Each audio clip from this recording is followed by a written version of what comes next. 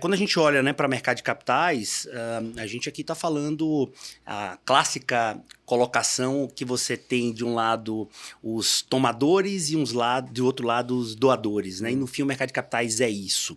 É você unir aqui as duas pontas, sell side, buy side, seja eles, né, qualquer característica, fazendo uso de ritos e instrumentos que são os instrumentos de títulos e valores imobiliários. A rigor é isso. Sim. E aí o pessoal fala, poxa, mas é tanta sopa de letrinha, né? É tanto papel. Eu digo, cara, a verdade é que toda essa nomenclatura se resume em dois tipos de paper, né? Ou é equity ou é dívida. No fim é isso, exato, né? Exato.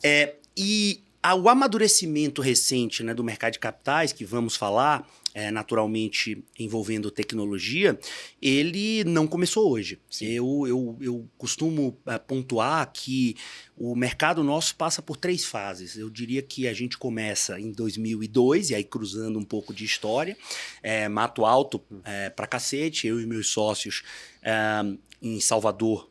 Turma deve ter percebido com o meu sotaque aqui, eu não sou nem alemão, nem italiano, né? Sou baiano, né, de fato, e em 2002 a gente começa na Bahia com uma empresa de investimentos, um agente autônomo de investimentos.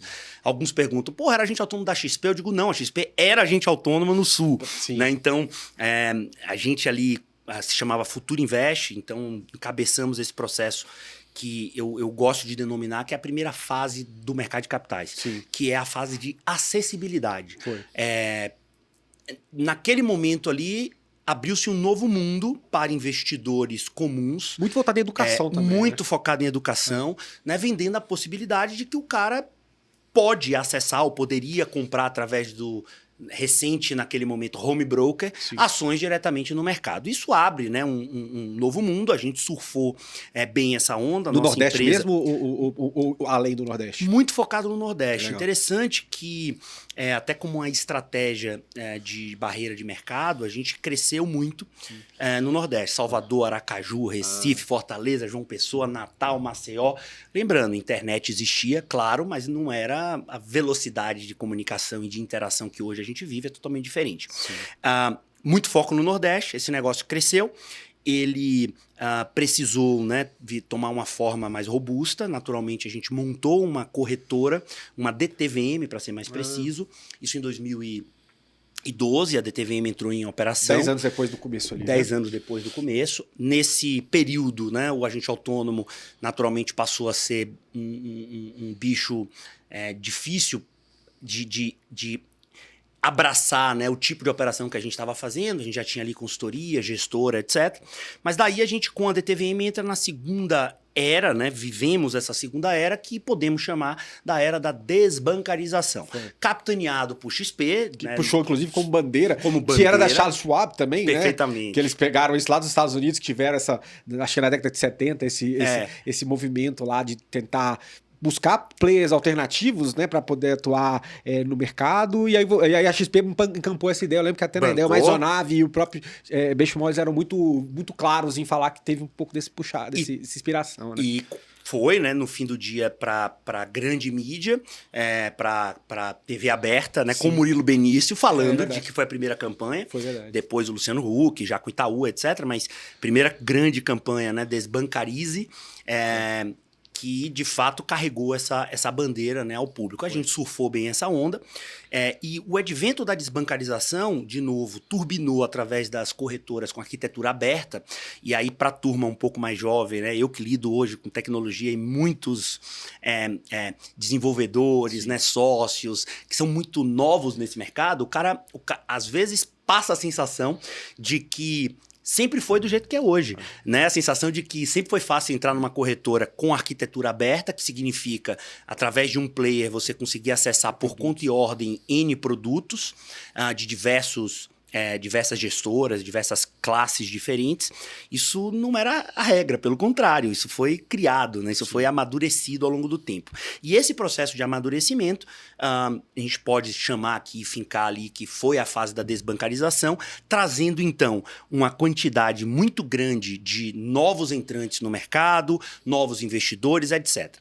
E daí a gente entra na terceira fase que a gente vive hoje, que eu poderia dizer, gosto de denominar, como a era ali da desintermediação. Sim. Felipe, desintermediar significa o quê? Significa empoderar os participantes do mercado, fazendo que o dinheiro flua de uma maneira menos centralizada, de uma maneira até descentralizada ou desintermediada, né, por assim dizer.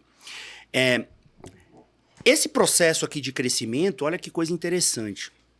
Ele traz, primeiro, essa nova massa de investidores para o mercado, né, de arquitetura aberta, e faz florescer, ainda na indústria tradicional, faz florescer a indústria de gestores independentes. Nós temos uma memória curta, né, digo, o ser humano em geral, né, brasileiro até mais ainda, né, mas nós temos uma memória curta que nos leva a crer que a indústria de fundos ela sempre foi grande, pelo contrário. A indústria de gestoras independentes ela começa a florescer mais ativamente depois ali do ano de 2010, mais ou menos. Quando a gente faz um corte, né, para olhar somente para fundos estruturados, ou seja, produtos que compram papéis estruturados de mercado de capitais, como FII, FIDIC, FIP e FIAGRO, essa é uma indústria que em 2010, sem preciosismo aqui do número, eu posso dizer assim, com tranquilidade que tinham menos de 100 gestoras de recursos trabalhando dentro desse mercado. Hoje a gente tem uma indústria que amadureceu muito empoderada pelas corretoras de arquitetura aberta. Então o crescimento dessa indústria é uma consequência natural do crescimento das casas de gestoras independentes. E aí você vai perceber aonde que eu quero chegar. Ora bolas, eu tenho aqui do lado do buy side, né, desses gestores independentes, gestores de recursos de fundos imobiliários que começaram com um produto com 30 milhões de reais, passando pires ali em Family and Friends. Esse gestor com muita competência, trazendo aqui essa persona, né, esse gestor com muita competência, cai nas graças da rede de qualquer corretora dessa e sai de 50 milhões de reais para 10 bi, para 8 bi, para 7 bi. Casos como esses existem diversos. E aí, Bruno, a gente entra numa etapa que é exatamente a proposta de valor da Blocks, cruzando com a nossa história, né, naturalmente, que é a etapa da desintermediação, como coloquei, mas com que objetivo? Olhando para resolver dores do acesso ao mercado de capitais.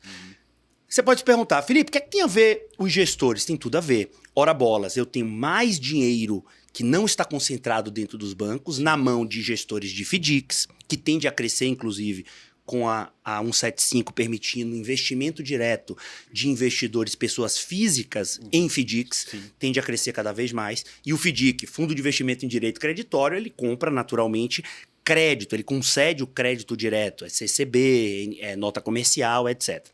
Voltamos já nisso. Você tem o FIPs, você tem FIIs e você tem FIAGRO. FII compra o quê? CRI, ou empreendimentos direto, tijolo. FIAGRO, CRA ou fazendas.